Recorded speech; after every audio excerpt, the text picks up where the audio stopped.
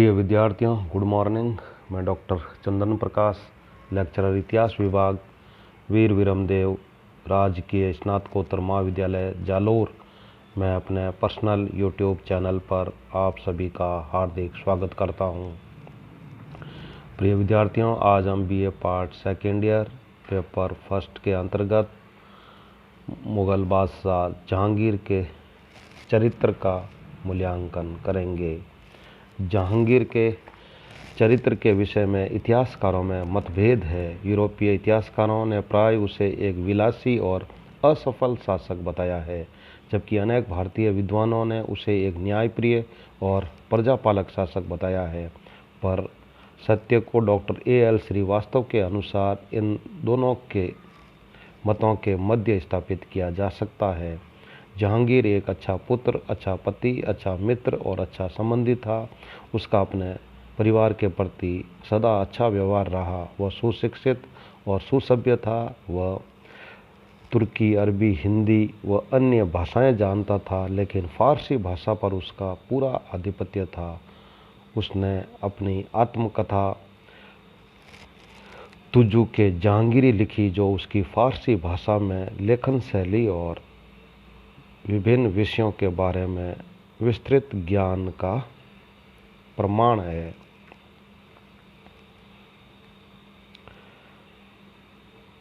इसमें उसने अपने शासन के प्रारंभिक 17 वर्षों के इतिहास का वर्णन किया है। साहित्य, कविता, भवन निर्माण, कला, संगीत, चित्रकला और अन्य ललित कलाओं में भी उसकी गहरी रुचि थी। जहांगीर निर्मित स्मरणीय भवनों में अकबर का सिकंदर का मकबरा सर्वश्रेष्ठ है। आगरे में नूरजहां द्वारा निर्मित एतमादुद्दौला का मकबरा भी देश में अपने ढंग की सर्वोत्कृष्ट इमारतों में से एक है।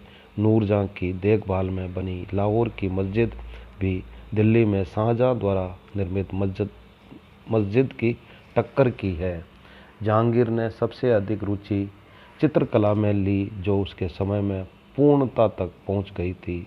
स्वयं जहांगीर को चित्रकला की बहुत अच्छी जानकारी थी और उसका दावा था कि यदि उसके सामने कोई चित्र लाया जाए तो वह उसके निर्माता को सहज बता सकता है, और यदि एक चित्र को कई कलाकारों ने बनवाया है तो वह बता सकता है कि उस चित्र का कौन सा भाग किस कलाकार ने बनाया है। उसके राज दरबार के चित्रकारों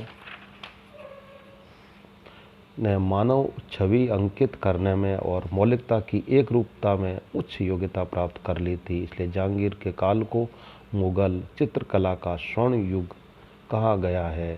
चित्रकारी के अतिरिक्त जहांगीर को सुंदर बाग लगवाने का भी शौक था। कश्मीर के शालीमार और निशात बाग तथा लाहौर के कुछ बाग उसकी योजना के अनुसार ही लगवाए गए थे।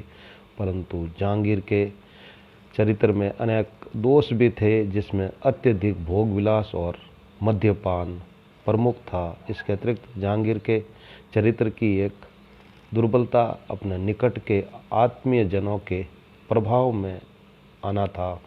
अपने पिता के खिलाफ विद्रोह में वह अपने निकट सहयोगियों से प्रभावित हुआ था।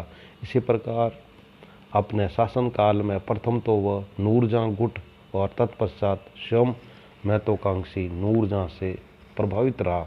वह न तो अच्छा सैनिक था और न अच्छा सेनापति ही था।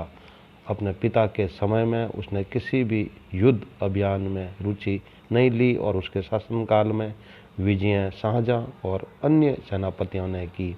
ऐसा कोई उदाहरण भी नहीं मिलता जिससे पता चले कि उसने सेना की व्यवस्था और रणकौशल बढ़ाने की कोशिश की हो। उसने अपनी धार्मिक नीति में भी कुछ असहिष्णुता को जन्म दिया था। फिर भी जहांगीर को सफल और प्रजापालक शासक माना जा सकता है।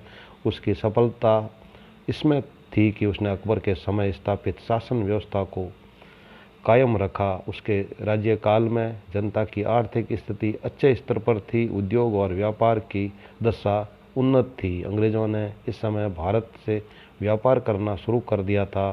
1609 ईस्वी में कैप्टन विलियम हॉकिंस इंग्लैंड के सम्राट जेम्स प्रथम का पत्र लेकर कुछ व्यापारिक सुविधा के लिए जहांगीर से मिला था। जहांगीर के दरबार में आने वाला दूसरा प्रसिद्ध अंग्रेज पाल कैनिंग था, जो सम्राट जेम्स का पत्र लेकर 1612 ईस्वी में आगरा आया था।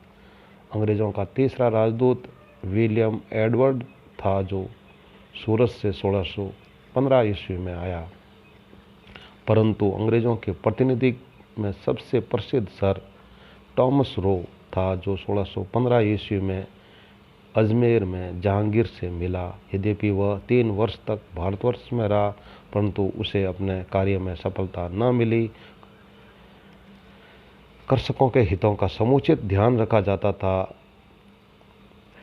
निर्धनों के लिए लंगर स्थापित किए गए थे और न्याय व्यवस्था का समुचित प्रबंध किया गया था। शासक की दृष्टि से जहांगीर ने अपनी प्रजा के हितों का पूरा ध्यान रखा था। उसकी न्यायप्रियता के बारे में लोगों में विश्वास था। कुल मिलाकर सम्राट की हैसियत से उसने अपने महान पिता के सिद्धांतों और साम्राज्य की रक्षा और उसका विस्तार का प्रयत्न किया।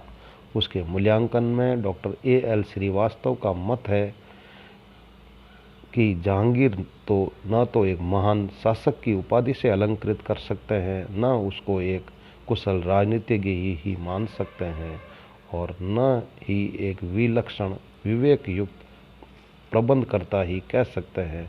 उसको किसी भी प्रकार सेना नायकों और राजनीतिज्ञों की प्रथम श्रेणी में नहीं रखा जा सकता, पर यह निर्विवाद सत्य है कि वह एक सफल और उदार शासक था, जिसे अपनी प्रजा के कल्याण का सदैव ध्यान रहता था।